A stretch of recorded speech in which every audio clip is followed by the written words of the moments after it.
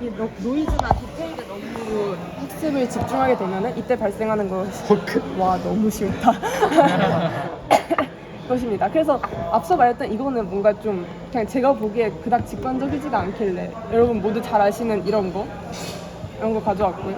사실 오승선이 가져왔고 그래서 보면은 여기 이런 노이즈 이런 노이즈 있는 그 데이터에 신경을 너무 많이 써가지고 이게 제대로 굿핏인데 오버피팅이 되는 거라 볼 수 있죠. 그러니까 결국 오버피팅이 되는 거의 특징은 테스트 데이터에서의 그 오차값이 높아지고 트레이닝 셋에서는 점점 낮아진다는 그게 있습니다. 그래서 오버피팅을 막기 위해 등장한 게 드롭아웃인데 왜냐면 오버피팅이 되면은 결국 자기가 원하는 그 올바른 트레이닝 결과를 얻지 못한 거니까. 그래서 이제 드롭아웃이라는 기술이 나왔고, 드롭아웃이 뭘 원하느냐를 굉장히 간단하게 말하자면 이제 노드들의 과도한 코어 뎁트를 방지하는 거라고 볼 수 있습니다. 코어 뎁트가 뭐예요? 코어 뎁트가 뭔지 나중에 설명할 거예요. 그래서 그냥 드롭아웃 하는 방법은 그 말씀하셨던 것처럼 이제 가장 간단하게는 각각 없애는 게 있고요. 그래서 코어 뎁션이 뭐냐? 이 노드들의 그 값을 그러니까 노드는 각각의 피처를 하는 것이 최선인데, 근데 결국에 얘가 바뀌면 또 얘가 이거에 대해서 상호작용을 주기 때문에 결국에는 비슷한 특징을 찾기 위해서 서로가 변화하고, 그래서 결국 이 노드가 각각의 특징을 잡지 못하고 뭔가 비슷한 것들을 한꺼번에 찾게 되었을 때 그걸 이제 코어 뎁션이 과도하게 일어났다고 말하는 거예요. 그러니까 쉽게 말하면 노드가 서로 너무 깊게 관련되어 있을 때 생긴다고 볼 수 있는 거고요. 이게 문제가 되는 이유는 뭐 각각 노드 하나당 뭐 코어 하나는 귀 이런 거를 찾는 게 가장 좋은데 결국에 서로 이렇게 두루뭉실하게 하나의 특징에만 너무 신경을 쓰게 되니까 성능 저하가 일어나게 되고 이게 이제 오버피팅으로 이어지는 겁니다. 그래서 드롭아웃은 노드가 서로의 독립적인 피처를 디텍트하도록 찍지 말라는 신의 계시 아닌가. 그래서 디텍트하도록 만드는 거고요. 가장 간단한 방법은 이제 각각의 노드가 덥될 확률인 P를 결정해갖고 그냥 랜덤하게 히든 노드를 드롭을 시켜갖고 여기서 그냥 없애는 거예요. 그래서 이런 일반적인 드롭아웃 같은 경우에는 트레이닝 과정에서만 드롭아웃을 실행을 하고 테스트에서는 드롭아웃을 따로 실행을 시키지 않아요. 그래서 사라진 노드와 웨이트 같은 경우는 백프로게이션에서 업데이트가 되지 않는다고 보면 됩니다. 그래서 테스트 같은 경우에는 테스트에서는 이제 잠깐만. 화이팅. 근데 그 드롭아웃을 왜 꼭 노드를 해요? 그럼 뭘? 그러게. 단선도 드랍아웃 할 수 있나? 근데 있어? 몇 웨이트를 단선도 할수 있죠. 몇 웨이트를 영어로 만드는 건지. 웨이트 영어 만들 근데 그러면은 기존에 그럼 어떻게 돼? 그러면 계산량이 훨씬 노드를 줄어들지. 드롭아웃 하는 게 그 노드를 완전히 제거하는 이게 게 아니라 그냥 그 클래스 배치해서 이게 되게 재밌는 게 뭐냐면 그러니까 영어로 해서 계산량을 줄이는 거잖아. 그다음에 또 다른 방법이 뭐가 있냐면 계산량을 줄이는 게 그 이 웨이트들 있잖아. 그거를 모아놔. 그다음에 그거를 클러스터링을 돌려. 그러면 몇 개 K개로 내가 분류를 할 수 있잖아. 그러면 그러니까 원래는 그 되게 실수값이어서 조정이 되는 값들이 많았으면 그 K개만 그러니까 인덱스만 붙여놓은 거지. 1부터 K까지만 하나 웨이트당 그거를 붙여놓으면 이제 나머지 정보는 다 그걸로 그냥 대충 없애버릴 수 있으니까 그냥 계산량이 훨씬 줄어들어. 근데 그럼 보통 다 사용. 그러니까 드롭아웃을 웨이시든 바이어스든 다 사용. 웨이시든 노드든 그냥 다 다 사용. 줄일 수 있으면 줄이는데 이게 하면 정확도 살짝은 떨어지니까 가끔 감수해야지. 자 그럼 계속 할게요. 네. 그러니까 앞서 말했던 것처럼 이런 단순한 드롭아웃 같은 경우에는 트레이닝에서만 사용이 되기 때문에 테스트에서 활용을 따로 해야 되는데요. 이제 테스트에서 어떻게 하냐 하면 웨이트에다가 그 1-P를 곱해서 사용을 한다고 하는데 그 이유가 이제 결국 이렇게 다 더해 기대값이죠. 다들 확통 배웠으니까 넘어갈게요.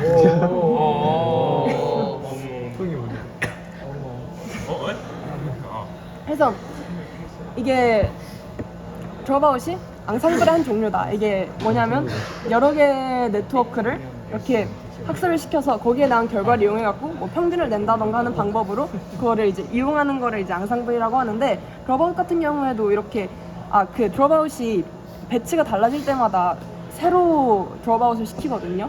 그래서 결국 여러 개의 모델을 학습시키는 걸로 볼 수 있기 때문에 앙상블의 일종이라고 오승상 교수님께서 설명을 하셨어요. 아니 이거 통결력 학인데? 이해가 안 가는 게 아니야. 들어봐야지 다른 것들을 어떻게 합치는 거야? 같은 느낌이야. 그러니까 이제 얘가 결국에 앙상블 각각 열어둔 다음에 그 웨이트 기대값이랑- 같은 거를 이제 조정하는 과정이잖아요. 학습이. 그래서 이제 드롭아웃을 시키면 아 그럼 이걸 또 하나하나 다 네, 그 해서 배치가 그걸 또 미니 배치가 달라질 때마다 결국에 학습이 새로 업데이트가 되는 게 진행되게 되니까 그게 앙상블의 종류로서 볼 수 있다. 뭐 그런 느낌인 것 같았고, 그래서 드롭아웃 종류는 뭐 그냥 처음부터 힌턴. 네 이게 아 힌턴 뭐 하는 사람이야? 아니, 그 사람이 렐루도 만들고. 그 방금 설명드렸던 게 힌턴의 가장 기본적인 드롭아웃이고 PS에서 로봇 타자는 느낌? 그 커넥션 없애는 게 이제 더 커넥트. 그거- 되게 미친 사람이 있어. 그러고? 타자는 레전드야. 이거는 이제 맥스아웃 나오네. 에포크마다 결국 에포크가 진행됨에 따라 가지고 학습이 점점 완료되는 과정이기 때문에 그 드롭아웃 레이트, 그러니까 드롭아웃 시키는 정도를 줄이는 갈수록 거를 줄이는 거. 그거를 이제 에너지 드롭아웃이라고 하고, 나머지는 얘네 둘은 나중에 설명할 거고 나머지는 나중에 배운대요. 그래갖고 이제 얼마 안 남았는데 그 드롭아웃 종류 중에 하나가 이제 가우시안 드롭아웃이거든요. 근데 방금 말씀드렸던 이제 힌턴의 드롭아웃 같은 경우에는 뭔가 0이나 1 둘 중 하나를 선택해갖고 0이면 그 노드를 없애고 1이면 그 노드를 살리고 그거 두 개로 나뉘는데, 그러니까 확통에서 배웠다시피 베르누이 분포로 볼 수 있고, 근데 이제 가우시안 드롭아웃 같은 경우에는 이걸 0과 1이 아닌 가우시안 정규 분포를 사용해가지고 그 값을 곱해서 그 드롭아웃을 실행시키는 방법입니다. 여기서 이제 가우시안 정규 분포를 사용할 때 평균을 1로 두고 그 분산을 p 나누기 1-p로 두는데, 평균을 왜 1로 두냐면 가우시안 드롭아웃 같은 경우에는 테스트에서 드롭아웃을 시킬 때도 이 1-p를 곱하지 않아요. 왜냐하면 어차피 평균이 1이기 때문에 결국 기대값도 그렇게 볼 수 있고, 근데 그래서 평균이 1인 거는 이해를 했는데 왜 분산이 p 나누기 1-p인가를 생각을 해봤는데 찾아보기도 했는데 잘 안 나오더라고요. 그래서 정교화시키는 거? 그래서 정교화시키면 좋게 안 나오는데. 그냥 저거 그 이 도대체 레이트라는 뭐 하는 거를 그냥 가우시안 드롭아웃에서는 이렇게 정의한 게 아닌가 싶어서 그냥 그렇게 결론을 내렸거든요. 왜냐면 이제 P라는 게 결국에는 그 일반 힌턴의 드롭아웃 같은 경우에는 그 드롭아웃 시키는 확률. 나는 저 태양질량. 근데 여기서 이제 분산을 나타내는 그 값이다. 이게 이제 가우시안 드롭아웃이 되고, 이제 두 번째는 몬테카를로 드롭아웃인데, 예? 아까 동그라미 안에 좀 있는 게 뭐예요? 이거요? 네. 이게 그 바다마도 M1이 이거에 따라 가지고 그 뭔가 행렬로 이제 됐을 때 그 X를